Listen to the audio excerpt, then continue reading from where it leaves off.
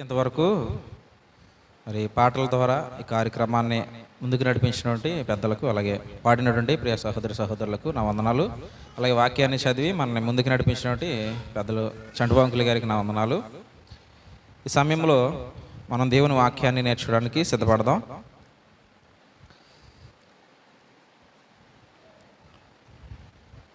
ఇది నాన్న నేర్చుకోబోయేటువంటి ఒక విషయం ఏంటి అని అంటే, క్రైస్తవుడిగా దేవుని దగ్గరికి పిలువబడినటువంటి ప్రతి ఒక్కడికి పిలువబడిన నాటి నుంచి మనం మరణం వచ్చేంత వరకు, అంటే బాప్తిసం పొందినటువంటి నాటి నుంచి మనకు మరణం వచ్చేంత వరకు కూడా ఎట్టి ఏర్పాటుతోటి లేదా ఎట్టి సిద్ధపాటుతోటి క్రైస్తవుడు ఉండాలి అన్నది ఇదేనో మనం వినబోయేటువంటి ముఖ్యమైనటువంటి పాఠ్యాంశం.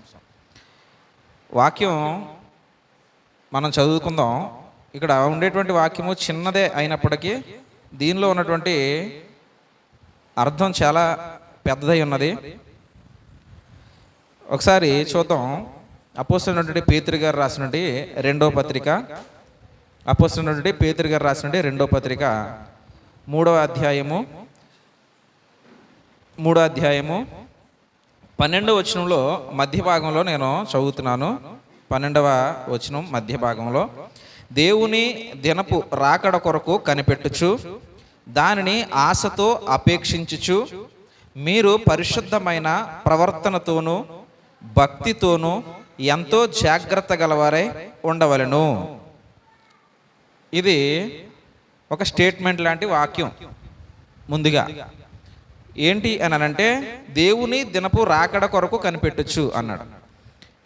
అంటే మనందరికీ తెలిసినటువంటి విషయమే, యేసు ప్రభు యొక్క రాకడ దినం అంటే రెండవ రాకడ, రెండవసారి యేసు ప్రభు రాబోతున్నాడని హెబ్రీ గ్రంథకర్త తెలియజేస్తాడు. అలా దేవుని దినపు రాకడ కొరకు మనం కనిపెట్టుచు దానిని ఆశతో అపేక్షించుచు అన్నాడండి. మొదట దీన్ని 3 భాగాలుగా విభజించుకోవాలి మనం. 1వ భాగం రాకడ కొరకు కనిపెట్టుచు దాన్ని ఆశతోటి అపేక్షించుట, ఇది 1వ భాగం. ఆ తర్వాత 2వ భాగం ఏంటి అని మనం ఆలోచన చేస్తే, 2వ భాగంగా పరిశుద్ధమైన ప్రవర్తన. 2వ భాగం పరిశుద్ధమైన ప్రవర్తన. 3వ భాగం భక్తి. ఈ 3 భాగాలను మనం చూసుకోవాల్సిన అవసరం ఉంది. దేవుని దినపు రాకడ కొరకు కనిపెట్టుచు దాన్ని ఆశతో అపేక్షించుచు మీరు పరిశుద్ధమైన ప్రవర్తనతోనూ భక్తితోనూ ఎంతో జాగ్రత్త గలవారై ఉండవలెను అన్నాడండి. ఈ 3 భాగాలని మనం పరిశీలన చేస్తే, 1 క్రైస్తవుని యొక్క నిరీక్షణ, 2 క్రైస్తవుని యొక్క జీవితం. ఈ 2 కూడా ఇందులో ఇముడు ఉన్నాయన్నమాట. చాలా ప్రాముఖ్యమైనటువంటి విషయం ఇది, చాలా ప్రాముఖ్యమైనటువంటి విషయం. మనం కొంచెంగా జాగ్రత్తగా అర్థం చేసుకుందాం. ఇది నాన్న మనకు సమయం ఉన్నంత వరకు చెప్పుకుందాం. అయిపోతే ఓకే, అవ్వకపోతే వచ్చే వారం దీన్ని మళ్ళీ చెప్పుకునే ప్రయత్నం చేద్దాం.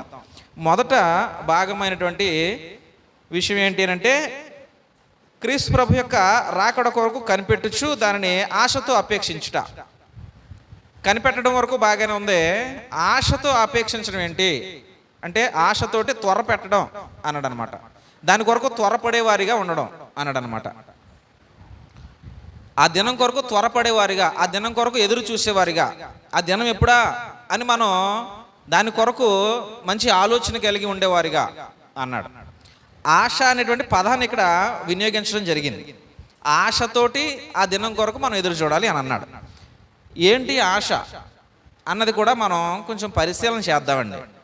ఏంటి ఆశ అనేటువంటి పదం ఉపయోగించడానికి గల కారణం ఏంటి, ఆ దినం కొరకు మనం ఎందుకు ఎదురు చూడాలి అన్నది మనం పరిశీలన చేస్తే, ఇక్కడ ఈ అపోస్తలుడైనటువంటి పేతురు గారే మొదటి పత్రిక రాసినటువంటి సందర్భంలో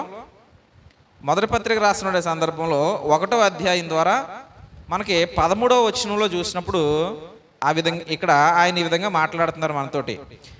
కాబట్టి మీ మనస్సు అను నడుము కట్టుకుని నిబ్బరమైన బుద్ధి గలవారై యేసుక్రీస్తు ప్రత్యక్షమవునప్పుడు మీకు తేబడు కృప విషయమై సంపూర్ణ నిరీక్షణ కలిగి ఉండుడి అన్నాడండి.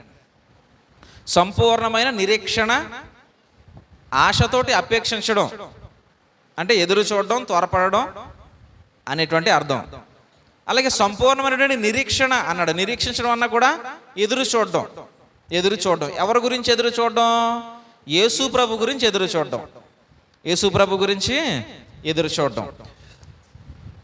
ఇక్కడ ఆయన రెండో పత్రికలో మనం మొదటి వచనం చూసినప్పుడు ఆశతో అనే పదాన్ని ఉపయోగించాడు అన్నాం. ఇక్కడ మొదటి పత్రికలో చూసినప్పుడు ఏమన్నాడంటే తేబడు కృప విషయమై అన్నాడు అనమాట. ఏంటి నీకు ఉండాల్సినటువంటి ఆశకు అక్కడ ఏదో మాట్లాడుతున్నాడు దేవుడు. ఎందుకు ఆశ ఉండాలి అన్నాడంటే తేబడేటువంటి కృప ఏదో తేబడుతుందంట మన దగ్గరికి. ఎవరి ద్వారా? యేసు ప్రభు ద్వారా. యేసు ప్రభు మన దగ్గరికి రాబోతున్నాడు. ఆ రాబోయే ఆయన కొరకు మనం ఆశతోటి ఎదురు చూడాలి. ఎప్పుడు ఆ దినం అనేటువంటి ఆ ఉత్సాహంతో మనం ఎదురు చూడాలి అన్నాడు. ఎందుకు అలా ఎదురు చూడాలి, ఎందుకు ఆ దినం కోసం ఆశపడాలి అని అంటేనట తేబడేటువంటి కృప అన్నాడండి. అంటే యేసు ప్రభు వస్తూ వస్తూ మన కొరకు ఏదో కృపను తీసుకుని వస్తాడు అని అన్నాడు. అంటే ఇక్కడ చూడండి, మనం ఎవరైనా చిన్నపిల్లలు ఎక్కువగా పెద్దోళ్ళు ఎక్కడికైనా వెళ్ళినప్పుడు వస్తున్నారు అనుకోండి, మంచి ఆశతో ఎదురు చూస్తారు. కారణం ఏంటంటే ఏదో ఒకటి పట్టుకొస్తారని, ఏదో ఒకటి పట్టుకుని వస్తారు కాబట్టి అది తినొచ్చానో లేకపోతే వేసుకోవచ్చానో దాని ద్వారా మనం ఆడుకోవచ్చానో ఏదో ఒక ఆశ ఉంటుంది. కాబట్టి పెద్దవాళ్ళు వచ్చేటువంటి టైంలో చిన్నపిల్లలు మంచి ఆశతో ఎదురు చూస్తూ ఉంటారు అన్నమాట. ఏదో ఒకటి పట్టుకుని వస్తాడు, ఏదో ఒకటి పట్టుకుని వస్తాడు అని. అలాగే యేసు ప్రభు యొక్క రాకడ కొరకు మనం ఆశతోటి ఎదురు చూడాలి. ఆయన తెచ్చేటువంటిది ఉంది ఒకటే అన్నాడండి. ఇక మనం తెస్సలోనికైలకు పత్రిక రాసినటువంటి సందర్భంలో అపోస్తలుడైన పౌలు మాట్లాడుతూ ఇక్కడ ఒక విషయాన్ని చెప్పుకొస్తారు. తెస్సలోనికైలకు రాసినటువంటి పత్రిక, మొదటి పత్రిక 4వ అధ్యాయము, మొదటి పత్రిక 4వ అధ్యాయము 17వ వచనం చూస్తే ఇక్కడ చూడండి, పౌలు గారి ద్వారా దేవుడు మనతో చెప్తున్నటువంటి మాట ఏంటంటే ఆ మీదట సజీవులమై నిలిచియుండు మనము వారితో కూడా ఏకముగా ప్రభువును ఎదుర్కొనుటకు ఆకాశ మండలమునకు మేఘముల మీద కొనుపోబడుదుము. కాగా మనము సదాకాలము ప్రభువుతో కూడా ఉందుము అనడండి. ఏంటి కృప అనంటే సదాకాలము ప్రభువుతో కూడా ఆయనతోనే ఉంటామట. ఎప్పటి వరకున్నానంటే ఎప్పటికినక. ఇది తెస్సలోనిక సంఘంతో మాట్లాడుతున్న సందర్భంలో పౌలు గారి ద్వారా దేవుడు చెప్పేటువంటి మాట ఏంటంటే చనిపోయిన వారి గురించి మీరు దుఃఖపడొద్దు. నిరీక్షణ లేని ఇతరులు అయితే దుఃఖపడతారు. మనకంటూ ఒక నిరీక్షణ ఉంది. ఆ నిరీక్షణలో ఆశ ఉంది. ఆ నిరీక్షణలో దేవుని కృప దాచబడి ఉంది. ఆ కృప ఏంటి అని అంటే ఇక్కడ చెప్తున్నాడు, మనం కూడా దేవునితోటి సదాకాలము ఉండేటువంటి భాగ్యం. ఇక్కడ అపోస్తలుడైన పేతురు గారు కావచ్చు లేదా పౌలు గారు కావచ్చు, దీని గురించి చాలా నొక్కి ఖండితంగా చెప్తున్నారండి. మనం ఇందాక చూసినటువంటి పేతురు గారు రాసినటువంటి మొదటి పత్రికలో ఒక విషయాన్ని మనం చదవడం జరిగింది. అక్కడ చూడండి, పేతురు గారు మాట్లాడుతున్న సందర్భంలో ఆయన ఎంత కాన్ఫిడెంట్గా చెప్తున్నాడో ఒకసారి నేను ఇందాక చదివిన మాటనే ఒకసారి చదువుతున్నాను చూడండి. క్రీస్తు ప్రత్యక్షమవునప్పుడు మీకు తేబడు కృప విషయమై సంపూర్ణ నిరీక్షణ కలిగి ఉండుడి అనడండి. ఎంత ఖచ్చితంగా చెప్తున్నాడండి, మీకు తేబడేటువంటి కృప విషయమై. ఏ అనుమానం లేదు అందులో. ఆయన చాలా కాన్ఫిడెన్స్గా చెప్తున్నాడు. ఎవరో అపోస్తలుడైన పేతురు గారు క్రీస్తు వచ్చినప్పుడు కృప తేబోతున్నాడు, ఇది ఖచ్చితం అని నొక్కి మాట్లాడుతున్నాడండి. ఇక్కడ ఇందులో ఏ విధమైనటువంటి సందేహం లేదు. దాని గురించి క్రైస్తవులుగా మనం ఆశతోటి అపేక్షించే వారిగా ఉండాలి. ఏంటి కృప అని అంటే మనం కూడా ప్రభుతోటి ఎప్పటికీ కలిసి ఉండేది, ఎప్పటికీ ఆయనతోటే ఉండిపోయేటువంటిది. దీని గురించి అపోస్తులే కాదు కానీ ప్రభు అయినటువంటి యేసుక్రీస్తు వారు కూడా చక్కని వివరణ ఇచ్చారు ఆయన జీవితంలో. అంటే ఆయన శరీరధారిగా భూమి మీద ఉన్నటువంటి కాలంలో చక్కని వివరణ ఇచ్చారు. మనం చూస్తే యోహాను సువార్తలో నుంచి, యోహాను సువార్త ఒకసారి మనం తీసుకుందాం. యోహాను సువార్త 14వ అధ్యాయం, యోహాను సువార్త 14వ అధ్యాయము 14వ అధ్యాయం 2వ వచనం దగ్గర నుంచి మనం చదువుదాం. ఇక్కడ స్వయంగా ఎవరు మాట్లాడుతున్నారనంటే యేసుక్రీస్తు ప్రభు వారే. మనం పేతురు గారు మాట్లాడిన సందర్భాన్ని చూసాం, పౌలు గారి ద్వారా మాట్లాడిన సందర్భాన్ని చూసాం. ఇక్కడ స్వయంగా ప్రభు నుండి యేసుక్రీస్తు మాట్లాడుతున్నటువంటి సందర్భాన్ని చూస్తున్నాం. 2వ వచనంలో చూస్తే, నా తండ్రి ఇంట అనేక నివాసములు కలవు, లేని ఎడల మీతో చెప్పుదును. మీకు స్థలము సిద్ధపరచ వెళ్ళుచున్నాను. నేను వెళ్ళి మీకు స్థలము సిద్ధపరిచిన ఎడల నేనుండు స్థలములో మీరును ఉండులాగున మరలా వచ్చి నా యొద్ద ఉండుటకు మిమ్మును తీసుకుని పోదును అన్నాడండి. చూడండి ఎంత క్లారిటీగా దేవుడు విషయాన్ని చెప్తున్నాడు మనకి. పేతురు గారు ఎందుకు దీన్ని ఆశతోటి మనం అపేక్షించాలి అన్నాడనంటే, ఎందుకనండి, ఇది చాలా గొప్ప ధన్యత. యేసు ప్రభుతో కలిసి ఉండడం అనేటువంటిది, దేవునితో కలిసి ఉండడం అనేటువంటిది. ఎందుకంటే మనం కొంచెం ఏదైనా కలిగి ఉన్న వాళ్ళతోటి ఎప్పుడైనా ఏదో మంచి సందర్భం వచ్చి బాగా కలిగి ఉన్న వాళ్ళతోటి ఒక రోజు ప్రయాణం చేస్తాం అనుకోండి, వాళ్ళతో మనం బాగా కలిసి మాట్లాడామనుకోండి, ఎన్ని రోజులు చెప్పుకుంటామండి దాని గురించి?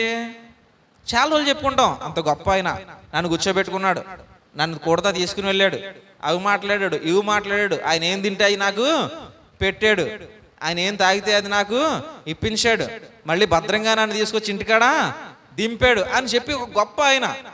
ఆయన స్థాయికి మన స్థాయికి ఎక్కడ కూడా పొంతం లేకుండా చాలా గొప్ప ఆయన మనల్ని అలా తిప్పి చాలా ప్రేమగా చూసి ఇంటికాడ దింపాడు అనుకోండి, తీసుకొచ్చి మళ్ళీ ఆ సంఘటన గురించి మనం ఎప్పటికీ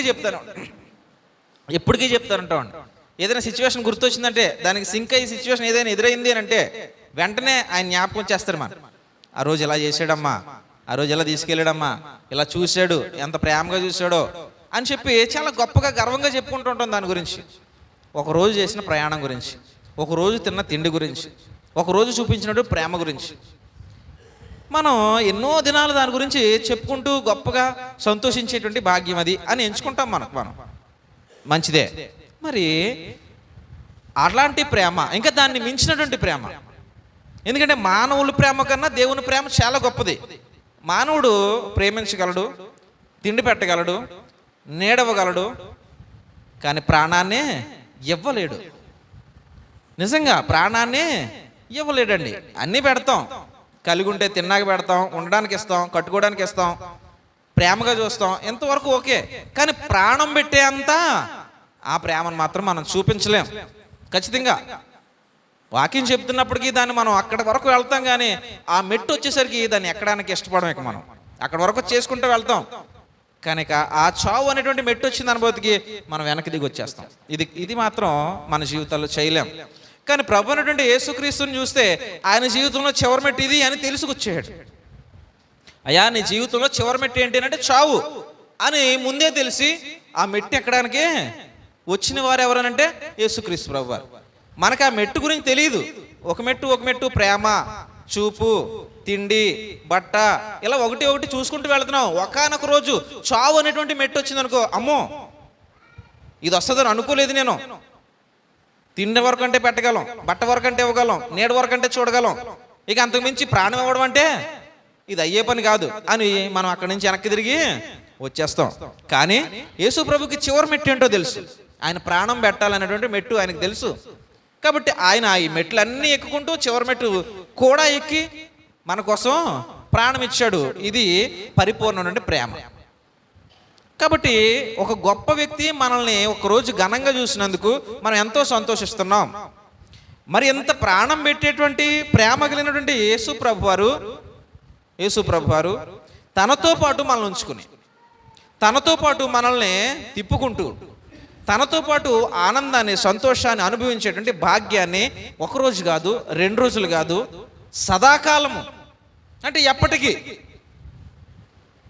ఈ పదం రెండు విధాలుగా మనం బైబిల్ గ్రంథంలో నుంచి చూస్తాం. ఒకటి ఏంటంటే శిష్యులతో చెప్తూ సదాకాలం నేను మీతో ఉంటానన్నాడు. ఎప్పుడనంటే సర్వసృష్టికి సువార్త ప్రకటించండి, నమ్మి బాప్తిసం పొందినవాడు రక్షింపబడతాడు. ఇలా మీరు సువార్త చేస్తున్నాడు. ఎప్పటి వరకు చేయగలరు సువార్త? భూమి ఉన్నంత వరకు. భూమి ఉన్నంత వరకే సువార్త చేయగలం. అంటే భూమి ఉన్నంత వరకు నేను మీతో ఉంటాను. ఇదొక భాగం అయితే, ఇక్కడ కాలం ముగిసిపోయిన తర్వాత మరలా పరలోకం అనేటువంటి ఆ మహాపట్నంలో మీతో ఉంటాం. ఈ రెండో భాగానికి చెందినటువంటి మాట ఇది. సదాకాలం మనం ఆయనతో కూడా ఉందుము అని తెస్సలోనిక సంఘంతో మాట్లాడుతున్న సందర్భం. కాబట్టి ఆయనతో ఉండేటువంటి ఆ గొప్ప తరుణం, ఆయన యేసుప్రభు వారు వెళ్ళడానికి ముందే చెప్పాడు, నా తండ్రి ఎంట అనేక నివాసములు కలవు, నేను వెళ్ళి స్థలము సిద్ధపరచడానికి నేనుండే స్థలంలో మీరుండు లాగునా. నేనుండే స్థలంలో మీరు, అంటే నేను ఎక్కడ ఉంటానో మీరు అక్కడే ఉంటారు. నేనేం తింటానో మీరు అదే తింటారు. నేనేం చూస్తానో మీరు అదే చూస్తారు. నేనేం అనుభవిస్తానో మీరు అదే అనుభవిస్తారు. ఇది ధన్యత. ఇట్టి గొప్ప స్థితి ఉంది కాబట్టే పేతురు గారు మాట్లాడుతూ ఆశతోటి అపేక్షించాలి అన్నాడు. అదే పేతురు గారు మాట్లాడుతూ ఏమనంటే కృపను తేబోతున్నాడు. ఏంటి? ఆయనతో పాటు ఉంచుకునే కృప, ఆయన అనుభవించేటువంటి సంతోషాన్ని మనం కూడా అనుభవించేటువంటి కృప. అంటే ఆయనతో సమానమైనటువంటి వారుగా ఆయన దేన్నైతే తీసుకుంటున్నారో మనం దాన్ని తీసుకుంటున్నాం, దేన్నైతే చూడగలుగుతారో మనం దాన్ని చూడగలుగుతున్నాం. ఆయన అనుభవించేటువంటి సమస్తాన్ని మనం కూడా అనుభవించడానికి ఈ గొప్ప అవకాశాన్ని ప్రభువైనటువంటి యేసుక్రీస్తు మన జీవితాల్లో మనకి అందివ్వబోతున్నారు. కాబట్టి ఇది నమ్మినటువంటి పేతురు నొక్కి చెప్తున్నాడు, ఆయన వచ్చేటువంటి సందర్భంలో మీ కొరకు కృప తేబోతున్నారు. కాబట్టి దాని కొరకు ఎదురు చూస్తూ ఉండండి మీరు. ఇక ఇందులో ఏ విధమైనటువంటి అనుమానం లేదు, ఏ విధమైనటువంటి అనుమానం లేదు. ఇప్పుడు ఇక్కడ ఉన్నటువంటి మనం, ఈ స్థానిక సంఘంలో ఉన్నటువంటి మనం ఎంతవరకు ఈ రాకడను మనం ఆశతోటి అపేక్షించే వారిగా ఉండగలుగుతున్నాం? ముందు రాకడను ఆశతోటి అపేక్షించాలి అని అంటే ఆయన వెళ్ళిన దాన్ని ముందు మనం నమ్మాలి బలంగా. ఇప్పుడు ఉదాహరణకి మనకి బస్సు పైకి వెళ్ళింది, మనం సిద్ధపడుతున్నాం, అన్నీ చేసుకుంటున్నాం, మన కళ్ళ ముందే బస్సు పైకి వెళ్ళింది. ఇప్పుడు మనం బస్సు ఎక్కడానికని రోడ్డు మీదకి వెళ్ళాం. మన కళ్ళ ముందు ఏం అంటే అన్నీ రెడీ చేసుకున్నాం, రోడ్డు మీదకి వచ్చాం, ఊరు వెళ్దాం అని అనుకుంటున్నాం. ఓకే, బస్సు పైకి వెళ్ళింది, చూసుకున్నాం, అన్నీ చక్క పెట్టుకున్నాం, తాళం వేసుకున్నాం. ఇప్పుడు రోడ్డు మీదకి వెళ్ళాం, ఆటో వచ్చింది. కాకినాడ అండి అన్నాడు ఆటో. ఎవరు ఎక్కుతాం? ఆటో ఎక్కుతాం. అప్పుడు ఎందుకు ఎక్కమండి అండి? బస్సు మనం వెళ్తుండగా చూసాం కాబట్టి మనకొక కాన్ఫిడెన్స్ వచ్చింది. ఏంటంటే బస్సు ఖచ్చితంగా, ఎందుకు పైన ఉంది, నేను వెళ్ళడం చూశాను, దాన్ని నమ్మాను నేను బలంగా, నా కళ్ళుతో నేను చూశాను, దాన్ని నేను బలంగా నమ్మాను. కాబట్టి ఒక 5 నిమిషాలు వెయిట్ చేస్తే వెనకాల ఏమొస్తుంది? బస్సు వస్తుంది. కాబట్టి నేను ఆటో ఎక్కడానికి ఇష్టపడను. ఎందుకంటే నేను బస్సుని చూశాను, దాన్ని నమ్మాను. ఎందుకంటే తిరిగి వస్తుంది, పైకి వెళ్ళింది పైన ఉండదు, ఎలాగో మనకు తెలిసిన విషయమే ఇది. పైకి వెళ్ళిన బస్సు ఒక అరగంట, పావుగంట, 20 నిమిషాలు ఆగి ఖచ్చితంగా మళ్ళీ వెనక్కి వస్తుంది. అప్పుడు దాన్ని ఎక్కి నేను వెళ్తానని చెప్పి మనం ఆ బస్సు కోసం నిరీక్షిస్తాం తప్ప ఈ మధ్యలో ఇంకెన్ని వచ్చినా బస్సు ఉందిలే బాబు, బస్సు మీద వెళ్తాం అంటాం సింపుల్గా. ఎందుకంటే మనకి ఆ నమ్మకం వచ్చేసింది మనకి. ఇక్కడ పేతురు గారికి, పౌలు గారికి వచ్చిన నమ్మకం కూడా అదే. ఎందుకంటే వారు యేసుప్రభు మాట స్వయంగా ఏమన్నారు, వాళ్ళు విని ఆ నమ్మకంతో చెప్తున్నారు, ఆయన కృప తేబోతున్నాడు. ఇప్పుడు మనం ఆయన వెళ్ళాడు అనే దాన్ని ఎంత ఖచ్చితంగా నమ్మగలుగుతున్నామో ముందు దాని మీద ఆధారపడి ఉంది. ఆయన వెళ్ళాడు, ఎలా వెళ్ళాడు? మరణించాడు, సమాధి చేయబడ్డాడు, 3వ దినాన పునరుత్థానుడే లేచాడు, 40 దినాల పాటు శిష్యులందరికీ కనిపించాడు, తర్వాత ఆరోహణమై ఆయన పరలోకానికి వెళ్ళాడు. ఇది ఖచ్చితంగా చూచిన వారు చూసినట్లుగా మనతోటి చెప్తున్నటువంటి మాట.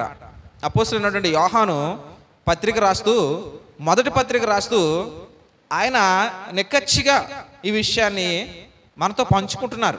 మొదటి యోహాను పత్రిక ప్రారంభపు విషయాన్ని మనం చూడగలిగితే నిక్కచ్చిగా మనతో ఆయన ఈ విషయాన్ని పంచుకుంటున్నారు. ఏంటి అని అంటే మొదటి వచనంలోనే, ప్రారంభపు అధ్యాయం మొదటి వచనంలోనే, జీవవాక్యమును గూర్చినది ఆది నుండి ఏది ఉండెనో మేమేది వింటిమో, కనులారా ఏది చూచితిమో, ఏది నిదానించి కనుగుంటిమో, మా చేతులు దేనిని తాకి చూచెనో అది మీకు తెలియచేయుచున్నాము అన్నాడండి.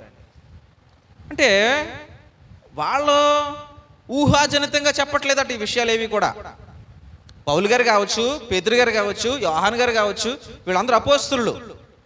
వెనకాల వచ్చినప్పటికీ కూడా గొప్ప పరిచయం చేశారు అపోస్తులైన పౌలు గారు.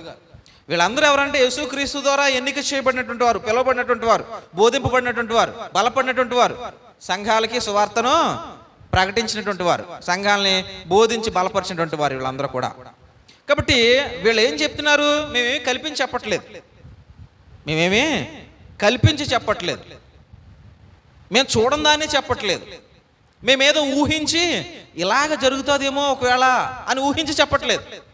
ఖచ్చితత్వాన్ని మేము నిర్ధారణ చేసుకుని మేము చూసాం, తాకాం, విన్నాం, ఇది కరెక్ట్ అని రుజువు పరుచుకున్న తర్వాత మేము రుజువు పరుచుకున్న విషయం ఏదైతే ఉందో దాన్ని ఇప్పుడు మీ అందరి ముందు ఉంచుతున్నాం.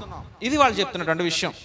అంతేగాని ఏదో కాలక్షేపం చేయడానికి మేము మాట్లాడట్లేదు. ఈ పేతురు గారు ఒక సందర్భంలో మాట్లాడుతూ, ఈ పత్రిక ద్వారా కూడా ఆయన మొదటి పత్రికలో పేతురు గారు మాట్లాడుతున్న సందర్భంలో ఆయన ఒక విషయాన్ని చెప్పుకొస్తారు. రెండో పత్రిక అనుకుంటా, ఒకసారి ఆ రెండో పత్రికలో మొదటి అధ్యాయంలో 16వ వచనం దగ్గర ఆయన మాట్లాడితే ఏమంటాడు చూడండి. ఏలయనగా చమత్కారంగా కల్పించిన కథలను అనుసరించి మన ప్రభు అయిన యేసుక్రీస్తు యొక్క శక్తిని, ఆయన రాకడను మేము మీకు తెలుపలేదు అంటున్నాడండి. ఆయన శక్తి ఏంటో మాకు తెలుసు, ఆయన రాకడ గురించి ఆయన మాకు చేసిన వాగ్దానం మాకు తెలుసు. ఎందుకంటే మేము చూసాం, మేము విన్నాం, మేము తాకాం, మేము పరిశీలించాం. కాబట్టి ఇంకా కల్పించి చెప్పవలసిన అవసరం మాకేమీ లేదు. ఏదో మిమ్మల్ని ఉత్సాహపరచడానికి చమత్కారంగా అంటే ఏ జోక్స్ వేసుకుంటూ మిమ్మల్ని నవ్వించి చెప్పాల్సిన అవసరత మాకు లేదు. మీరు ఎప్పుడైనా బైబిల్ని బాగా చదివి పరిశీలన చేస్తే జోకులే ఉండవు బైబిల్లో. బైబిల్ చదువుతున్నప్పుడు మీరు అంతా గమనించండి, నవ్వుకోవడానికి ఏముండదండి సిచ్యువేషను. ఎక్కడ కూడా చిన్న డైలాగులు ఏదో మనకి కాలక్షేపం చేయడానికో నవ్వడానికో ఏముండవు. ఎందుకంటే ఇది చాలా ప్రాముఖ్యమైన జీవితం. క్రైస్తవ జీవితం అంటే నవ్వుకునే జీవితం కాదు. నవ్వుకునే జీవితం అని మనం అనుకుంటే, నవ్వడానికి బోధలు చేసుకుంటే, నవ్వడానికి మనం సిద్ధపడి వినడానికి కూర్చుంటే మనం అందరం కూడా అమాయకులమే. ఎందుకనంటే యేసు ప్రభు జీవితంలో కానీ అపోస్తలుల జీవితం కానీ ఆనందించండి, మరలా చెప్తున్నాడు ఆనందించండి అన్నాడు. ఆనందించడం వేరు, జోకులు వేసుకుని నవ్వుకోవడం వేరు. ఆ మాట తీసుకొచ్చి ఆనందించమన్నాడు కదా అని జోకులు వేసుకుని నవ్వుకోవడం కాదు అది. ఆయన ఆనందించమన్నది ఏంటి అంటే, బాధ వచ్చినా నువ్వు ఆనందంగానే ఉండు. ఆయన చెప్పిన సందర్భం అది. నీకు బాధగా ఉంది, ఏదో ఆర్థికంగా కొంచెం ఇబ్బంది ఉంది, ఆయన ఆనందంగా ఉండు, దాని గురించి దిగులు పడకు. ఎందుకు? వెనకాల ప్రభు ఉన్నాడు అనేటువంటి ధైర్యాన్ని నమ్ము. నువ్వు ఆ ధైర్యాన్ని నీ గుండెలో పెట్టుకుని ఆనందంగా ఉండు. అంతేగాని నువ్వు ఎలాగ దిగాలుగా అయిపోకో, భయంతో నువ్వు వెనక కృంగిపోకో. ఎందుకంటే గొప్ప దేవుడు నీ వెనకాల ఉన్నాడు కాబట్టి నువ్వు ధైర్యంతో నిలబడు, ఆనందంగా ఉండు, భయపడకు అని చెప్తున్నాడండి. అది జోకులు వేసుకుని నవ్వుకోమని కాదు. కాబట్టి దేవుని వాక్యాన్ని అపోస్తులు చెప్పిన విధానం ఏంటంటే, చమత్కారంగా కల్పించి ఎవరినో సంతోషపరచాలి, ఎవరినో ఆనందింపచేయాలి, ఎవరికో ముఖస్తుతి చేయాలి, ఎవరినో పొగడాలి అనే ఉద్దేశంతో ఎక్కడా చెప్పలేదు. ఇంకొకటి ఏంటంటే ఊహాజనితంగా కల్పించి చెప్పలేదు. యోహాన్ గారు అది చెప్తున్నారు. మేము చూసాం, తాకాం, పరిశీలన చేసాం, నిర్ధారణకు వచ్చాం. మేము నిర్ధారణకు వచ్చిన దాన్ని మీ ముందు ఉంచుతున్నాం. ఇది వాళ్ళ ధీమా. కాబట్టి మనం ఎంతవరకు పైకి వెళ్ళినటువంటి బస్సుని నమ్మి ఎలాగైతే మనం ఆ బస్సు కోసం ఎదురు చూస్తున్నామో, అలాగే పరముకు వెళ్ళినటువంటి యేసు ప్రభుని ఎంత మనం బలంగా నమ్మగలుగుతున్నాం అన్నదే ఇక్కడ ముఖ్యమైనటువంటి ఉద్దేశం మనకి. ఆయన పైకి వెళ్ళాడనేటువంటిది నేను బలంగా నమ్మగలిగితే ఆయన మళ్ళీ నా కోసం వస్తాడని కూడా నేను ఎదురు చూడతాను. అదే క్రైస్తవ నిరీక్షణ. వస్తాడు, ఒక రోజు వస్తాడు. అదే ప్రభుదినం లేదా మహాదినం అని రాశాడు దాని గురించి. ఆ రోజు కోసం మనం ఆశతో ఎదురు చూడాలి. ఎందుకు ఆశతో ఎదురు చూడాలనంటే, ఆయన కృప తేబోతున్నాడు మన కోసం. కృప ఏంటి? కృప అని అన్నప్పుడు ఆయనతో ఉండేటువంటి కృప, సదాకాలం ఆయనతో ఉండేటువంటి కృప, ఆయన అనుభవించేటువంటి ఆనందం మనం అనుభవిస్తున్నాం. ఆ గొప్ప అనుభూతిని మనం ఇక్కడ ఉండగానే ఆత్మీయ నేత్రాలతో చూడొచ్చండి. ఇక్కడ మానవులుగా మనం ఉండు ఈ శరీర సంబంధమైనటువంటి బంధాల్లోనూ, ఈ శరీర సంబంధమైనటువంటి ఆశల్లోనూ ఇక్కడ ఉండిపోయి ఇక్కడ ఆనందాన్ని చూస్తున్నాం. కానీ ఒకసారి మనోనేత్రంతో ప్రభు దగ్గర ఉండేటువంటి ఆనందాన్ని మనం చూడగలిగితే ఇవేవి మనకి అవసరం లేదనేటువంటి ఆలోచన పుడుతుంది. కానీ మనం చూడం, అలా ఎప్పుడూ చూడం, ఇక్కడే చూసుకుంటూ ఉంటాం. కాబట్టి ఆ నిరీక్షణలో మనకు కొరత ఉంటుంది. ఆ ఎదురు చూపుల్లో మన దగ్గర కొరత ఉంటుంది, ఆశే లేదు. యేసు ప్రభు రావాలనేటువంటి ఆశే లేదు. ఎందుకనంటే ఆయనతో ఉండబోతున్నాను నేను, ఆయనతో ఉంటే ఆ సంతోషమే వేరు అనేటువంటి భావన మనలో కలగట్లేదు. ముఖ్యంగా ఎప్పుడు ఇక్కడే భౌతిక సంబంధం ఆనందాలు, ఈ భౌతిక సంబంధం జీవితం ఎక్కడి వరకునే అయిపోతుంది. మన ఆలోచన ఎంతైనా సరే మన జ్ఞానం అక్కడ దాకానే పరిమితం చేసుకున్నాం. అది తప్పది. క్రైస్తవులుగా మన జ్ఞానం ఎక్కడికి దాకా ఉండాలనంటే ప్రభు రాకడ కొరకు ఎదురు చూసేదిగా ఉండాలి. ఎందుకంటే ఆయన వచ్చిన తర్వాత ఒక కృప దాగునుంది ఆయన చేతుల్లో, ఆయనతో ఉండేటువంటి కృప, ఆయనతో ఉండేటువంటి సంతోషం సదాకాలము, ఒకరోజు 2 రోజులు కాదు, ఎంతో గొప్ప ఆనందం ఉంది. కాబట్టి మనం పరముకెళ్ళినటువంటి ప్రభువుని బలంగా నమ్మిన వారం అయితే ఆయన తిరిగి వస్తాడు అన్నది కూడా అంతే బలంగా విశ్వసించి ఎదురు చూసేవారికి ఉండాలి. అదే క్రైస్తవ నిరీక్షణ.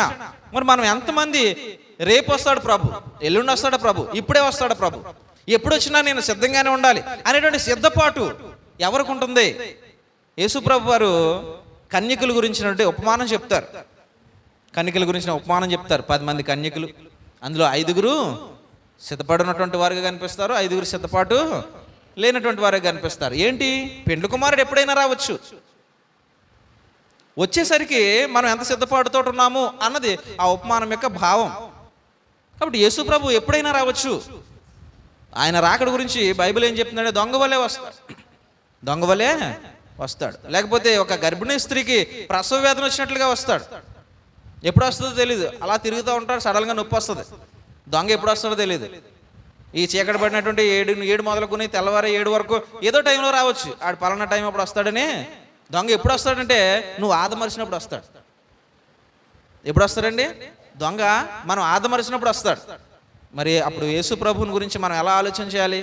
అమ్మో ఎప్పుడైనా రావచ్చు, కాబట్టి నేను ఆదమరుపులోకి వెళ్ళకూడదు.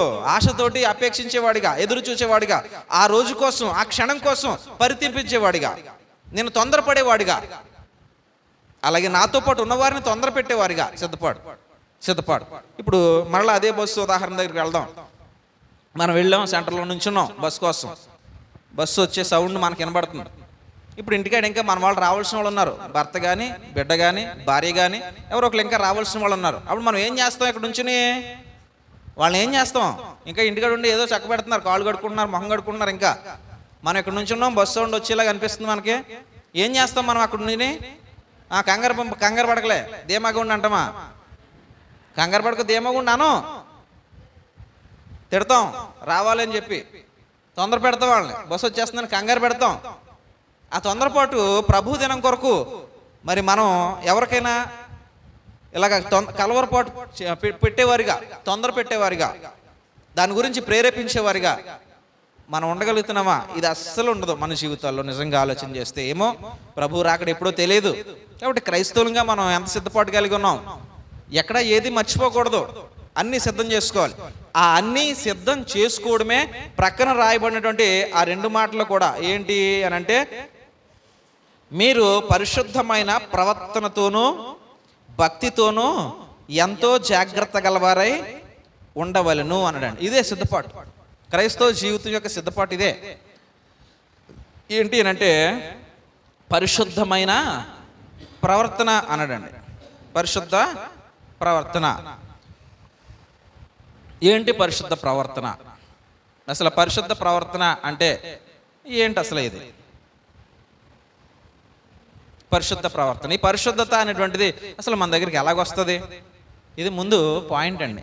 ఇది మనం ఏదో కొటేషన్ లాగా మనం అందరం పరిశుద్ధ ప్రవర్తన కలిగి ఉండాలి అని చెప్పుకోవడం వేరు. అసలు పరిశుద్ధ ప్రవర్తన అంటే ఏంటి, అది ఎలా వస్తుంది అన్నదే బోధ. పరిశుద్ధ ప్రవర్తన అంటే ఏంటి, అది మనం ఎలా సొంతం చేసుకోవాలి? ఎందుకంటే దాన్ని కలిగి ఉండాలి అని అంటున్నాడు దేవుడు. పరిశుద్ధ ప్రవర్తన కలిగి ఉండాలి అని అంటున్నాడు. పరిశుద్ధ ప్రవర్తన కలిగి ఉండండి అని చెప్పుకుంటే ఏం కలిగి ఉండాలి? అదే మనకు తెలియాలి. ముఖ్యంగా పరిశుద్ధ ప్రవర్తన కలిగి ఉండడం చెప్పుకోవడం కాదు, కానీ అసలు పరిశుద్ధ ప్రవర్తన అంటే ఏంటో తెలియాలి. ముందు నువ్వు పరిశుద్ధుడు అని పిలువబడాలంటే ముందు అసలు నువ్వు ఏ సర్టిఫికేట్ తీసుకోవాలి? నేను 10th క్లాస్ పాస్ అయ్యాను అనంటే సరిపోదు, దానికి తగినటువంటి సర్టిఫికెట్ ఉండాలి. అలాగే ఏ చదువు గురించైనా నేను పలానాది పాస్ అయినంటే మాట చెప్పుకుంటే సరిపోదు, దానికి సంబంధించినటువంటి సర్టిఫికెట్ ఉండాలి. అలాగే పరిశుద్ధమైనటువంటి ప్రవర్తన కలిగి అని అన్నాడు. ఈ పరిశుద్ధత అనేటువంటి విషయాన్ని మనం ఆలోచన చేసుకున్నప్పుడు ఒక పాయింట్ అయింది. ఫస్ట్ది ఏంటి? ఆశతోటి ఎదురు చూచుట లేదా నిరీక్షించుట, కనిపెట్టుట లేదా త్వరపెట్టుట. ఇవన్నీ కూడా మనం మొదటి భాగంలో ఉన్నటువంటిది చూసాం. అపేక్షించుట. యేసు ప్రభు గురించి మనం ఎదురు చూసేవారిగా ఉండాలి. ఆయన వస్తాడు ఎప్పుడో, ఇప్పుడైనా రావచ్చు, రాత్రి అయినా రావచ్చు, రేపైనా, అది ఎప్పుడైనా జరగవచ్చు. కాబట్టి ఆశతోటి ఎదురు చూడాలి. ఆ ఆశ ఎందుకు? ఆయన కృపను తీసుకుని రాబోతున్నాడు. ఏంటి ఆ కృప? ఆయనతో సదాకాలము ఉండేటువంటి కృప, ఆ ధన్యత. ఆయనే చెప్పాడు స్వయంగా, నేను వెళ్తున్నాను మీ కొరకు స్థలం సిద్ధం చేయడానికి, మళ్ళీ వస్తాను. ఏమన్నాడండి? మళ్ళీ వస్తాను అన్నాడు. మళ్ళీ వస్తానని ఆయన నోటితోటే అన్నాడు. కాబట్టి వస్తానన్నటువంటి యేసు వస్తాడనేటువంటి నిరీక్షణతోటి మనం ఎదురు చూడాలి. ఆయన వస్తాడు, మళ్ళీ వస్తాను, నేనుండు స్థలంలో మీరుండులాగున మిమ్మల్ని నాతో తీసుకుని వెళ్తాను అని ఆయన వాగ్దానం చేశాడు. మనం అనేక పర్యాయాలు చదువుతుంటాం, వాగ్దానం చేసిన వాడు ఎవరు? నమ్మదగినవాడు. కాబట్టి ఆయన వస్తాననేటువంటి వాగ్దానం చేశాడు. కాబట్టి ఆయన కొరకు మనం ఎదురు చూడాలనేటువంటిది ఇది ఒక భాగం. తర్వాత ఆ ఎదురు చూపులో సిద్ధపాటు. ఇప్పుడు బస్సు వస్తుంది, దాని గురించి మనం ఎదురు చూస్తున్నాం. ఎలా ఎదురు చూస్తాం? బట్టలు వేసుకుంటాం, ఛార్జీకి డబ్బులు పట్టుకుంటాం, మనం ఎక్కడికైతే వెళ్తున్నామో అక్కడ అవసరతలన్నీ ముందుగానే చూసుకుంటాం. ఇవన్నీ చేతి పట్టుకుని 2-3 సార్లు పరిశీలన చేసుకుని అవన్నీ ఉన్నాయో లేదో చూసుకుని నిలబడతాం. ఇవేమీ చూసుకోకపోతే సిద్ధపాటు లేనట్లే. ఈ కన్యకుల్లో 5 మంది కన్యకుల్లో ఏమైపోయిందండి? వాళ్ళ దగ్గర ఆ బుడ్డులు వేసుకోవడానికి నూనె అయిపోయింది, దీపం వెలగడానికి అవకాశం కోల్పోయింది అనమాట. నూనె అయిపోయింది. అంటే అక్కడ నూనె అనేటువంటిది ఏంటి? సిద్ధపాటు. ఒక రకంగా చెప్పాలంటే మన ఆత్మీయ జీవితంలో ఆ విలువలు, విశ్వాస సంబంధమైనటువంటి విలువలు, ఇవన్నీ కూడా మనం చేత పట్టుకుని ఉన్నప్పుడే సిద్ధపడుతున్నట్టు అనమాట. ఇప్పుడు బస్సు కోసం ఎదురు చూస్తున్నటువంటి మనం మన వస్తువులన్నీ దగ్గర పెట్టుకుంటాం, మన ప్రయాణానికి అవసరమైనటువంటి ధనాన్ని దగ్గర పెట్టుకుంటాం, మనతో పాటు తీసుకెళ్ళవలసిన వాళ్ళందరినీ దగ్గర పెట్టుకుంటాం. ఇవన్నీ సిద్ధపాటు. అలాగే యేసు ప్రభు కొరకు, ఆయన రాకడ కొరకు ఎదురు చూసేటువంటి మనలో ఉండాల్సినటువంటి సిద్ధపాటు ఏంటి అంటే మొదటి భాగంగా పరిశుద్ధమైనటువంటి ప్రవర్తన అన్నాడండి. పరిశుద్ధమైన ప్రవర్తన అంటే ఏంటి తెలుసు? మన నడవడిక అని అంటాం. ఇక్కడ పరిశుద్ధత అనేటువంటిది మనం పరిశీలన చేయాలి. ఎందుకంటే బైబిల్ గ్రంథం ఈ పరిశుద్ధత గురించి చాలా గట్టిగా మాట్లాడింది. ఇక్కడ చూడొచ్చు. ఇదే పౌలుగా పేతురు గారు రాసిన మొదటి పత్రికలో ఈయన మాట్లాడుతూ మొదటి అధ్యాయము 14వ వచనం దగ్గర ఒక విషయాన్ని చెప్పుకొచ్చారు ఆయన. మొదటి అధ్యాయం 14వ వచనం, నేను పరిశుద్ధుడనై ఉన్నాను గనుక మీరును పరిశుద్ధులై ఉండవలనని వ్రాయబడి ఉన్నది అన్నాడండి. నేను పరిశుద్ధుడనై ఉన్నాను కనుక ఇక్కడ దేవుడు పరిశుద్ధుడు అనేటువంటి తెలుస్తుంది. చూద్దాం అసలు పరిశుద్ధత అంటే ఏంటి, అది మన దగ్గరికి ఎలాగొస్తుంది అన్నది కూడా పరిశీలన చేద్దాం. దేవుడు ఎలాగున్నాడనంట? పరిశుద్ధుడు అనేటువంటిది మనకు అర్థమవుతుంది. ఇంకా హెబ్రీలు రాసినటువంటి పత్రికలో హెబ్రీ గ్రంథకర్త కూడా ఈ విషయాన్ని గురించి చెప్పాడు. ఇక్కడ చివరి అధ్యాయంకి వస్తే 12వ అధ్యాయం దగ్గర 12వ అధ్యాయం 14వ వచనం దగ్గర మనం మధ్యలో చూసుకున్నట్లయితే అక్కడ ఏమంటాడంటే, పరిశుద్ధత లేకుండా ఎవడును ప్రభువుని చూడడు అన్నాడండి. పరిశుద్ధత లేకుండా ఎవడును ప్రభువుని చూడడానికి అవ్వదు. ఇది వీళ్ళే చెప్పారా? యేసుప్రభు వారు కూడా చెప్పారా? యేసుప్రభు వారు కూడా చెప్పారు. మనం మత్తయి సువార్త 5వ అధ్యాయంలోకి వెళ్తే అక్కడ ధన్యతలు చూస్తాం. మత్తయి సువార్త 5వ అధ్యాయంలో ధన్యతలు చూస్తాం. అక్కడ ఏమంటాడంటే, హృదయ శుద్ధి గలవారు, దాన్ని ఎలా తిరగేసి చదవండి ఒకసారి. హృదయ శుద్ధి అన్నదాన్ని ఎలా తిరగేస్తే ఏమవుతుంది? శుద్ధ హృదయము అంటే పరిశుద్ధమైన హృదయము. పరిశుద్ధమైనటువంటి హృదయం కలిగిన వారు ఎవరిని చూస్తారట? హృదయ శుద్ధి గలవారు ధన్యులు, వారు దేవుణ్ణి చూస్తారు. అదే ఇక్కడ హెబ్రీ గ్రంథకర్త కూడా చెప్తున్నాడు. ఏమనంటే, పరిశుద్ధత లేకుండా ఎవడునో ప్రభువుని చూడడు. మరి ఆశతోటి అపేక్షించేటువంటి ఆ పాయింట్లో ఉన్నటువంటి ధన్యత ఏంటి? ఆయనతో కలిసి ఉండడం. మరి ఆయనతో కలిసి ఉండాలి అని అంటే ఆయన చూసేవారిగానే కదా ఉంటాం, చూడని వారిగా ఉంటామా? చూసేవారిగానే ఉంటాం ఆయనతో కలిసి ఉండడం అంటే. మరి ఆయన చూసేవారిగా ఉండాలి, ఆయనతో కలిసి ఉండేవారిగా ఉండాలని అంటే ముందు ఒక క్వాలిఫికేషన్ నా దగ్గర ఉండాలి. అది ఏంటంటే పరిశుద్ధత. దేవుడు పరిశుద్ధుడు, అలాగే పరిశుద్ధత లేకపోతే ఆయన ఎట్టి పరిస్థితుల్లో మనం చూడలేం అన్నది ఇంకోటి. సరే, ఇప్పుడు పరిశుద్ధత అనేటువంటిది ఎక్కడి నుంచి వస్తుంది? పరిశుద్ధత అనేటువంటిది ఎక్కడి నుంచి వస్తుంది? ఒకసారి దీని గురించి మనం చూద్దాం. తిమోతికి పత్రిక రాస్తున్నటువంటి సందర్భంలో, తిమోతికి పత్రిక రాస్తూ అపోస్తలుడైన పౌలు ఒక విషయం చెప్పుకుంటూ వస్తారు. ఇక్కడ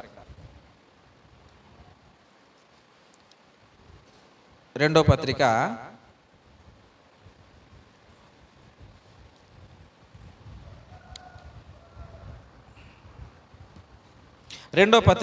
2వ అధ్యాయము 2వ పత్రిక, తిమోతికి రాసిన పత్రిక 2వ పత్రిక 2వ అధ్యాయము 21వ వచనం దగ్గర చదువుతాను. ఒకసారి మీరు జాగ్రత్తగా దీన్ని పరిశీలన చేయాలి. ఎవడైనను వీటిలో చేరక తన్ను తాను పవిత్రపరచుకొనిన ఎడల వాడు పరిశుద్ధపరచబడి యజమానుడు వాడుకొనుటకు అర్హమైన ప్రతి సత్కారమునకును సిద్ధపరచబడి ఘనత నిమిత్తమైన పాత్రయై ఉండును అన్నాడు. నేను ఇక్కడ దాన్ని జాగ్రత్తగా మీరు చూడండి. ఇప్పుడు నేను చెప్తున్నాను ఏంటంటే, ఎవడైనను వీటిలో చేరక తన్ను తాను పవిత్రపరచుకొనిన ఎడల అన్నాడు.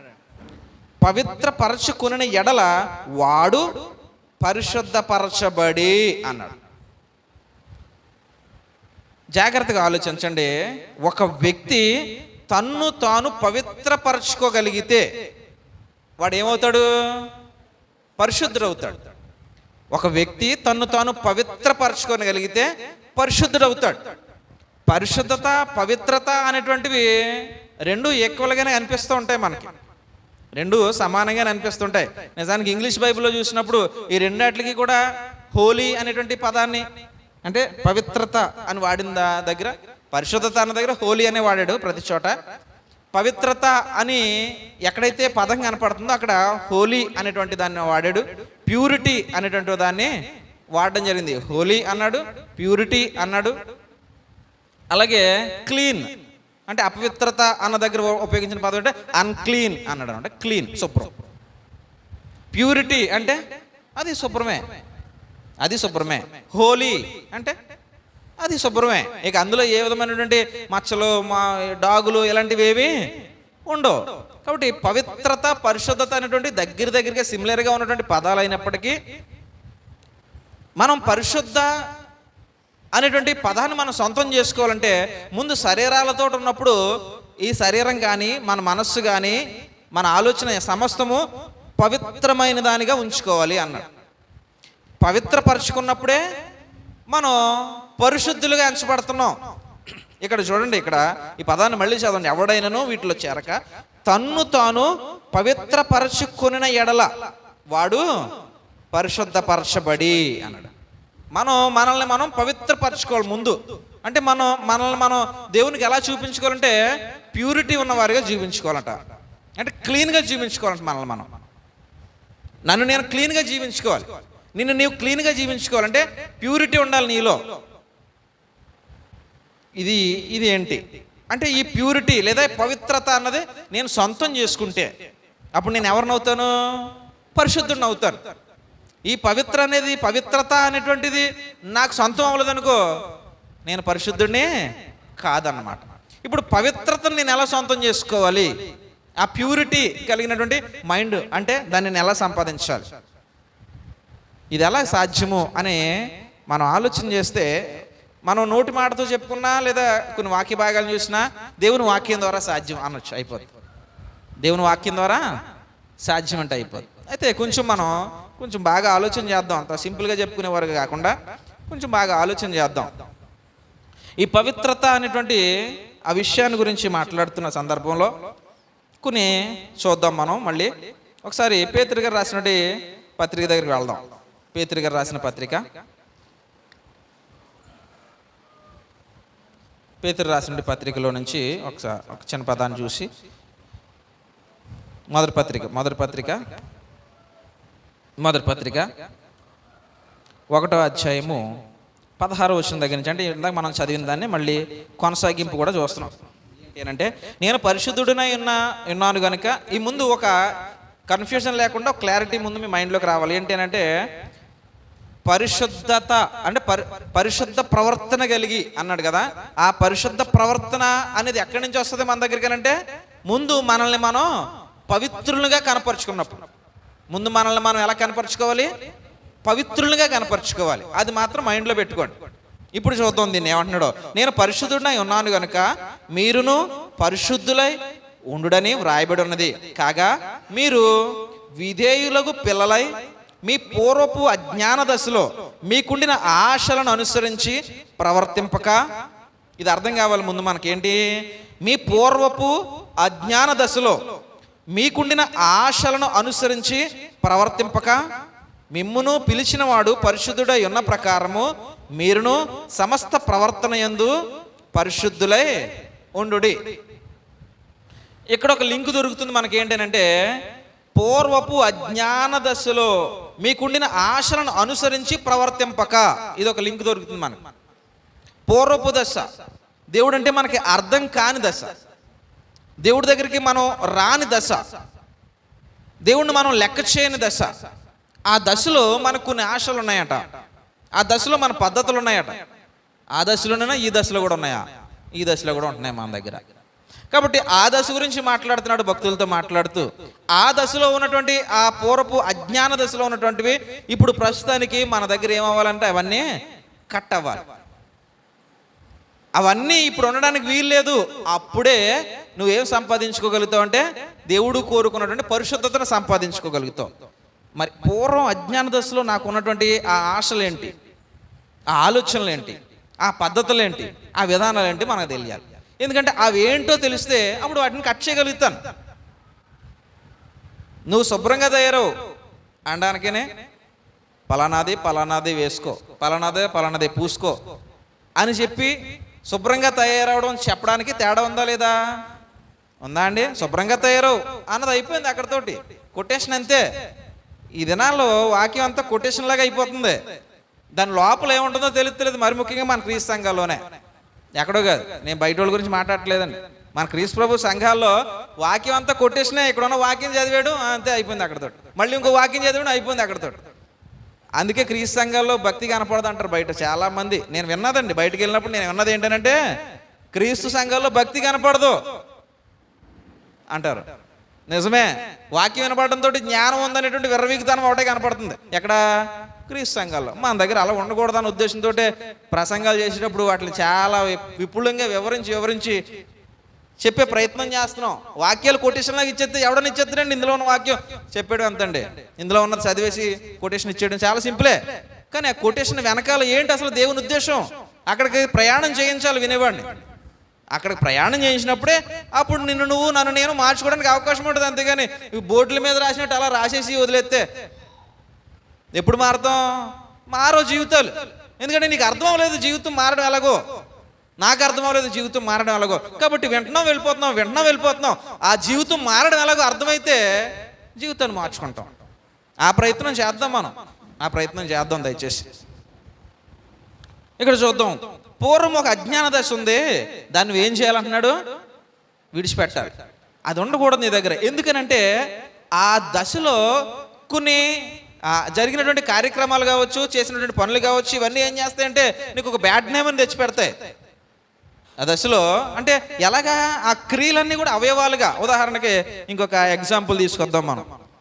ఎవరైనా ఒక నాయకుడు కానీ, ఒక పెద్ద వ్యక్తి ఎవరైనా నాయకుడు ఉన్నాడు అనుకోండి, ఆయన ప్రతి విషయానికి బయటికి రాకుండా తన దగ్గర ఉన్నటువంటి ఆ వ్యక్తుల్ని, పనిచేసే వాళ్ళను ఎవరో ఒకరిని బయటికి పంపిస్తుంటాడు. అరే పలానా పని చక్కబెట్టుకుని రండిరా అని. ఈ నాయకుడు చెప్పినట్లుగా వెళ్ళి ఆ పని మాత్రం చక్కబెట్టుకుని వచ్చారనుకోండి, ఈయన చెప్పిన పద్ధతిలో వెళ్ళి పని చక్కబెట్టుకుని వస్తే ఆయనకే చెడ్డ పేరు రాదు. ఈ బయటికి వెళ్ళి ఏం చేస్తారు తెలుసండి?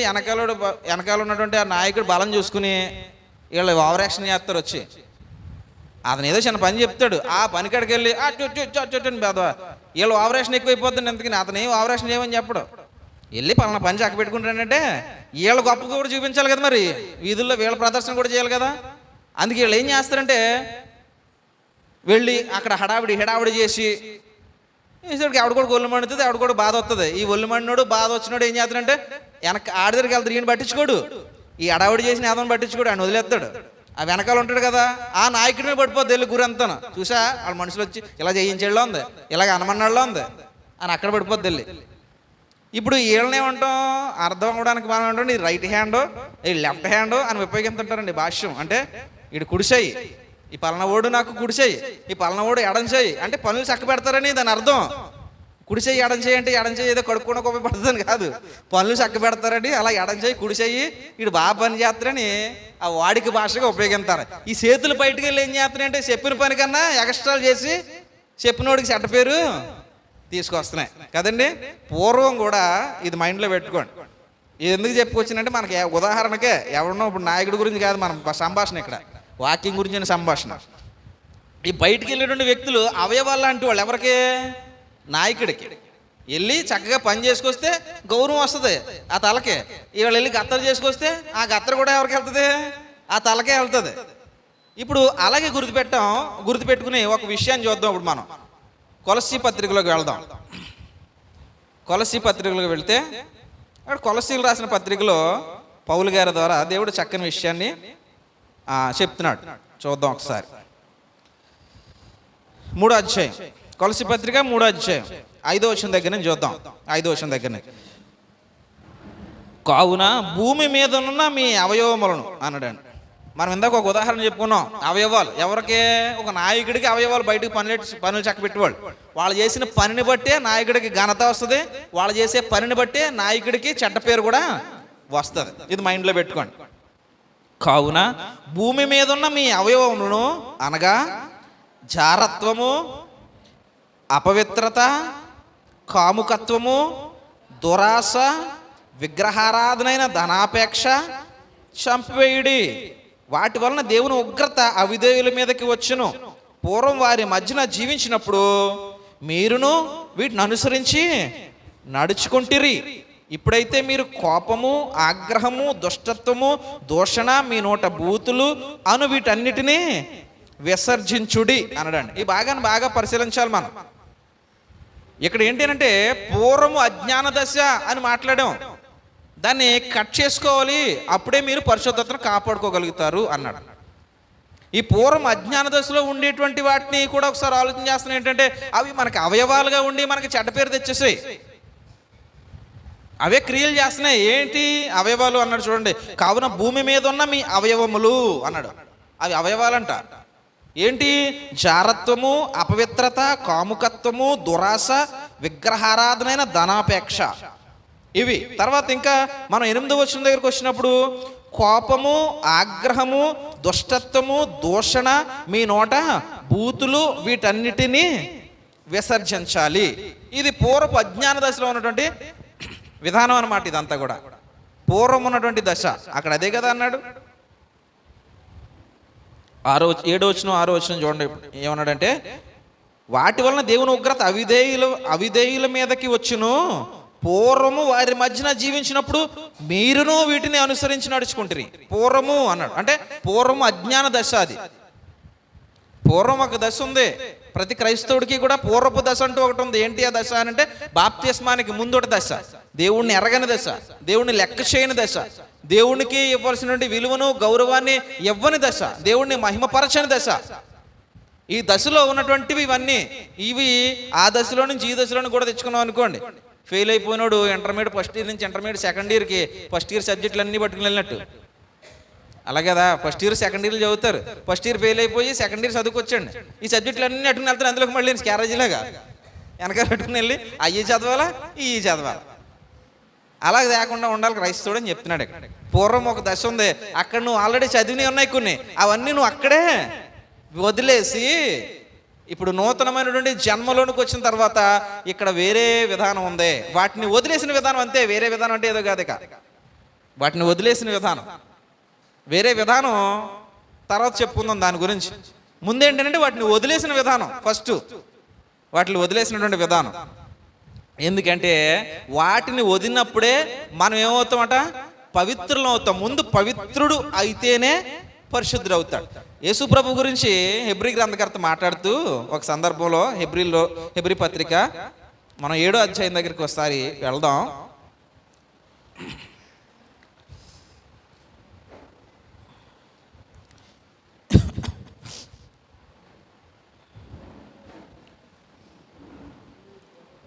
ఏడో అధ్యాయము 26వ వచనం దగ్గర చూస్తేనండి, ఇక్కడ చూడండి, యేసుప్రభు గురించి మాట్లాడుతుంటే, శరీరధారిగా ఉన్నటువంటి యేసుప్రభు గురించి మాట్లాడితే ఏమంటే, పవిత్రుడును నిర్దోషియు నిష్కల్మషుడును పాపుల్లో చేరక ప్రత్యేకంగా ఉన్నవాడు ఆకాశ మండలం కంటే మిక్కిలి హెచ్చైనటువంటి వాడునైనా ఇట్టి ప్రధాన యాజకుడు మనకి ఇక్కడ పరిశుద్ధ అనేటువంటి పదాన్ని ఉపయోగించాడా?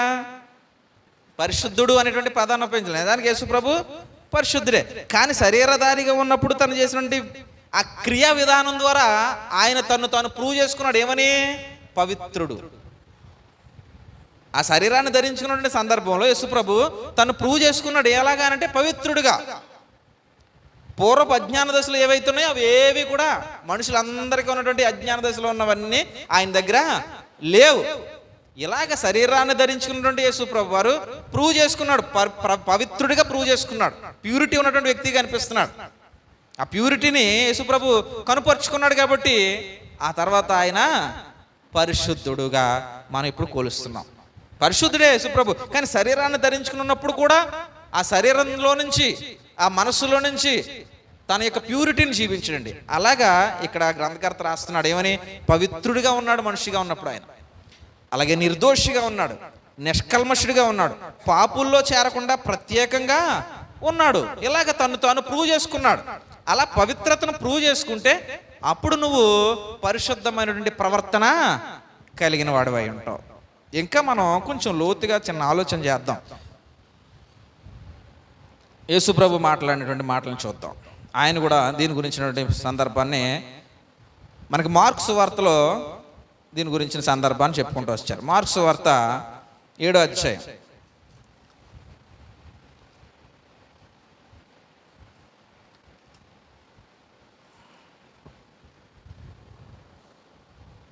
మార్కు సువార్త 7వ అధ్యాయంలో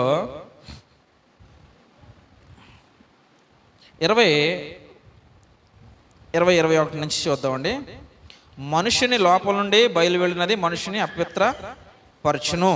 లోపల నుండి అనగా మనుష్యుల హృదయములో నుండి దురాలోచనలను, జారత్వమును, దొంగతనములను, నరహత్యలను, వ్యభిచారములను, లోభమును, చెడుతనమును, కృత్రిమమును, కామ వికారమును, మత్సరమును, దేవదూషణయు, అహంభావమును, అవివేకమును వచ్చును. ఈ చెడ్డవన్నీ లోపల నుండియే బయలు వెళ్ళి మనుష్యుణ్ణి అపవిత్రపరచునని.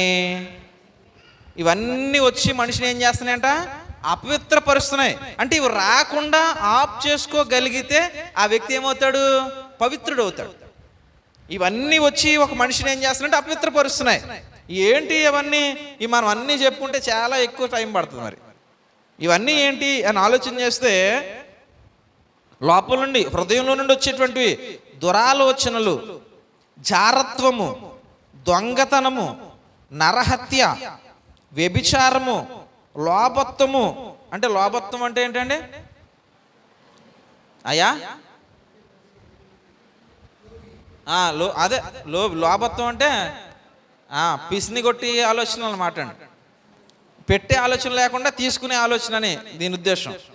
లోభత్వమును, తర్వాత చెడుతనమును, కృత్రిమమును అనడండి. ఇది ఒకటి మనకు అర్థం తెలదు.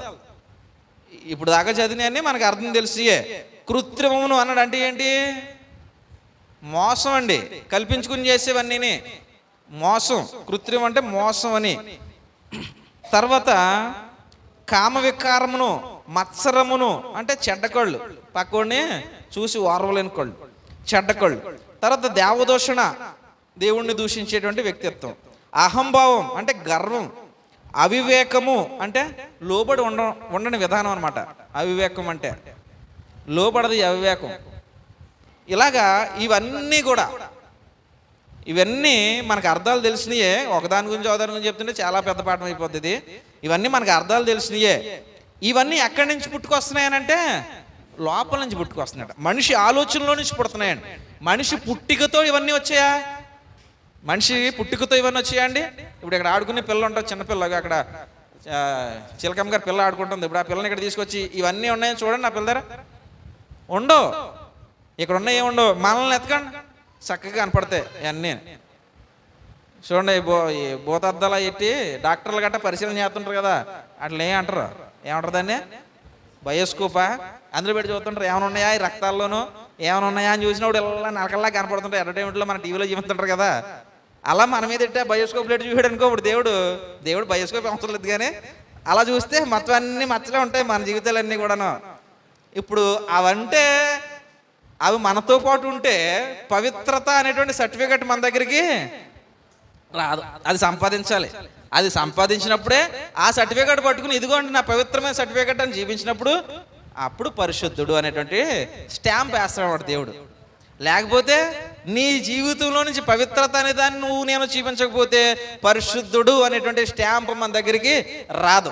పరిశుద్ధుడు కాకపోతే అంటే శుద్ధమైన హృదయం లేకపోతే దేవుణ్ణి చూడలేం, ఆయన ఇచ్చే ధన్యతను తీసుకోలేం. ఇక ఆశతోటి ఆపేక్షించడం అనవసరం, టైం వేస్ట్. ఇక మనం క్రీస్తు ప్రభు గురించి ఆశతోటి అపేక్షించే వాళ్ళం అయితే ముందు మన జీవితాల్లో ఉన్నటువంటి ఇవన్నీ దూరపరచాలట. ఒకసారి మళ్ళీ చదువుతున్నాను, మనసు పెట్టిన అంటే వివరించట్లేదు. మరి ఇది వివరిస్తే చాలా టైం అయిపోద్ది అన్న ఉద్దేశం. తెలిసినవే కదా. ఒకటి ఎక్కడంచేది దురాలోచనలు, చెడ్డ ఆలోచనలు, జారత్వము.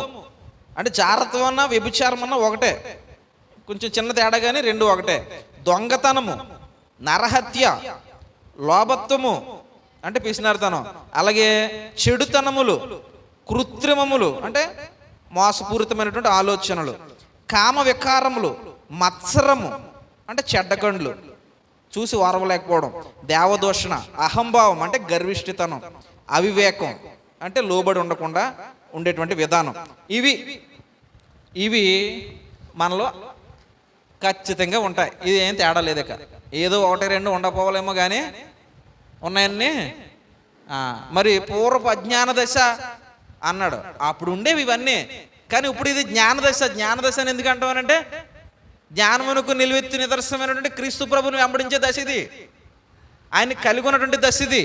కాబట్టి ఈ దశలో అవి ఉన్నాయనుకో, మనం ఈ దశలో లేవని అర్థం. ఇంతకే మనం పూర్వపు దశలోనే ఉన్నామని అర్థం. కాబట్టి ఈ దశను మనం ఆలోచన చేసుకుంటేనే మనం దేవునికి సర్టిఫికెట్ చూపించగలం. A certificate? పవిత్రత అనేటువంటి సర్టిఫికెట్. అది చూపించినప్పుడే ఇప్పుడు మనం దీన్ని సంపాదించడానికి దేవుడు చిన్న లూప్ హోల్ ఇచ్చాడు మనకి. ఈ సర్టిఫికెట్ సంపాదించుకోవడానికి ఒక లూప్ హోల్ ఇచ్చాడు. మనం ఎప్పుడు చదువుతాం. ఆల్రెడీ మొన్న మన సహోదరుడు క్రాంతి కూడా చదివేశాడు. ఎఫెసీయులకు రాసిన పత్రిక 5వ అధ్యాయం. ఎఫెసీయులకు రాసిన పత్రిక 5వ అధ్యాయంలో చిన్న లూప్ హోల్ ఇచ్చాడు. దీన్ని మనం పట్టుకోగలిగితే సర్టిఫికెట్ సంపాదిస్తాం, పట్టుకోకపోతే ఏమి సంపాదించలేం అనుకోండి, ఇంకా అది మన మీద ఆధారపడి ఉంటుంది. 5వ అధ్యాయంలో 27వ వచనం చదువుతున్నాను నేను.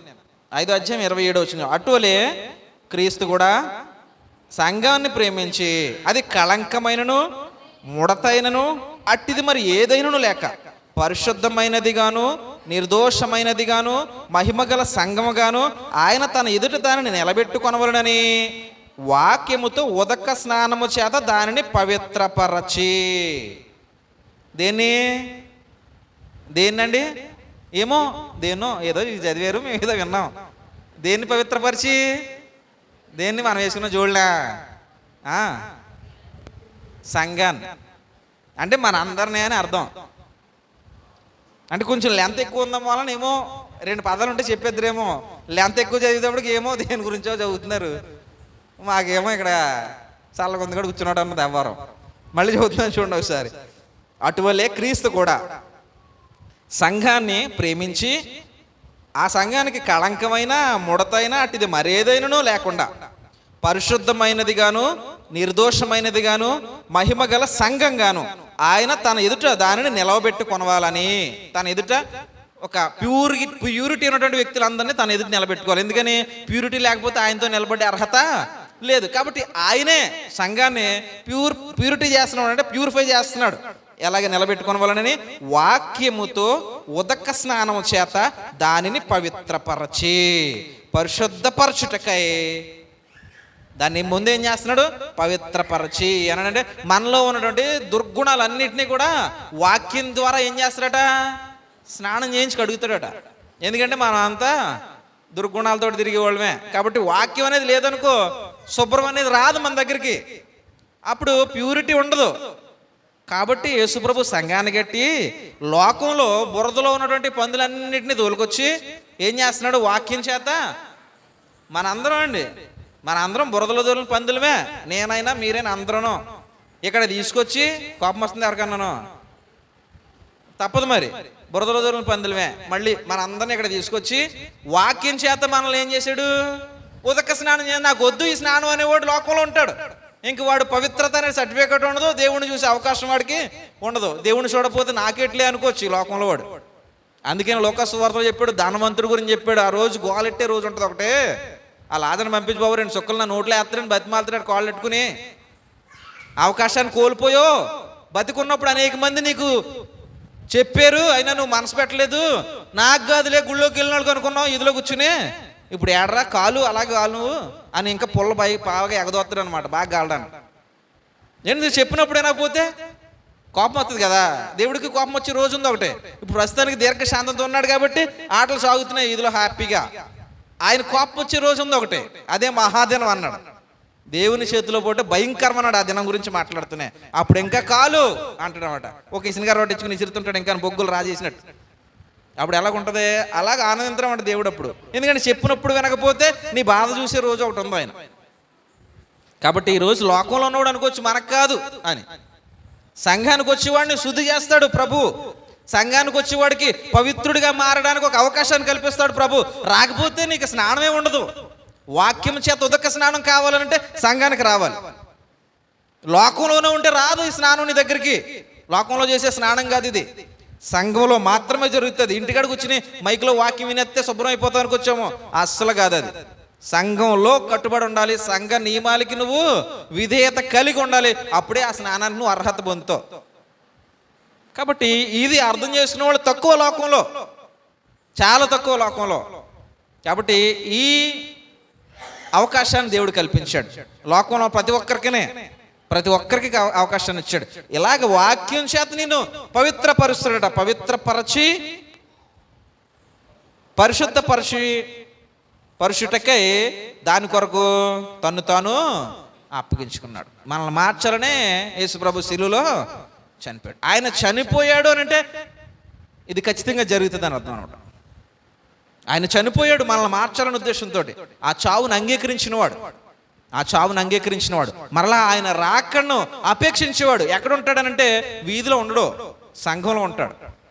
ఇది క్రీస్తు ప్రభు తన స్వరక్తం ఇచ్చి సంపాదించుకున్న సంఘం.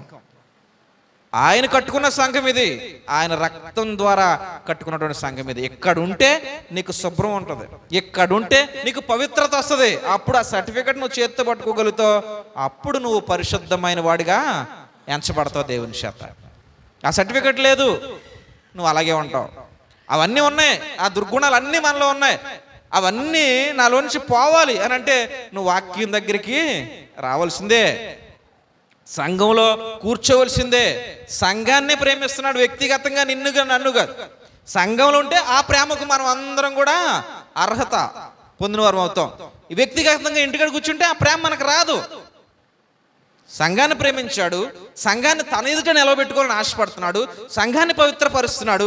ఎలాగా అనంటే వాక్యంతో ఉదక స్నానం చేసి ఆ సర్టిఫికెట్ ఇస్తాండి. ఇదిగో ట్రైనింగ్ అయిన తర్వాత సర్టిఫికెట్ ఇచ్చినట్టు, చదువు పూర్తయిన తర్వాత సర్టిఫికెట్ ఇచ్చినట్టు, ఇదిగో అని సర్టిఫికెట్. ఆ సర్టిఫికెట్ పొందుకోవాలంటే నువ్వు ముందు ఈ ట్రైనింగ్ పీరియడ్లో ఉండాలి, సంఘంలో ఉండాలి. అప్పుడే పరిశుద్ధుడిగా నువ్వు ప్రభు వచ్చినప్పటికి రెడీగా ఉంటావు. ఈ పరిశుద్ధతతో పాటు ఇంకొకటి ఉంది, భక్తి. ఎదురుచూపులో ఉన్నాం, ఒకటి సంపాదించుకున్నాం, పరిశుద్ధత అనేటువంటిది. దీంతో పాటు ఇంకోటి ఉంది, భక్తి. భక్తి కూడా ఉండాలి.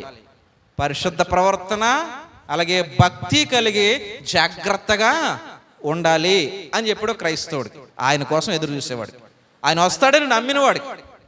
ఆయన వస్తాడు, నిరీక్షిస్తున్నాం, ఆశతో అపేక్షిస్తున్నాం, ఆయన వచ్చే కృప కోసం ఎదురు చూస్తున్నాం. ఆ కృప ఏంటంటే ఆయనతో జీవించేటువంటి ఆ గొప్ప భాగ్యం. ఆయన అన్నాడే, వెళ్తున్నాను మీరు ఉండడానికి, మళ్ళీ స్థలం సిద్ధం చేసి వస్తాను, మిమ్మల్ని నాతో పాటు తీసుకుని వెళ్తాను, నాతో ఉందిరు కానీ, సదాకాలం ఉందిరు కానీ. ఆ గొప్ప ఆ సంతోషం కోసం ఎదురు చూస్తున్నాం. మరి ఆ సంతోషం పొందాలంటే ముందు నా ఎదురు చూపులో సిద్ధపాటు కావాలి. దానికి సిద్ధపాటులో ఒక భాగమే పరిశుద్ధ ప్రవర్తన. అంటే పవిత్రతను నన్ను నేను కనుపరుచుకోవడం, నాలో ఉన్నటువంటి ప్యూరిటీని నేను దేవునికి చూపించడం. ఇది ఒకటే. ఇంకొకటి ఏంటి అని అంటే భక్తి. ఇది వచ్చే వారం మనం తెలుసుకుందాం. ఇంతవరకు విన్నందుకు మీ అందరికి కూడా నా హృదయపూర్వక వందనాలు.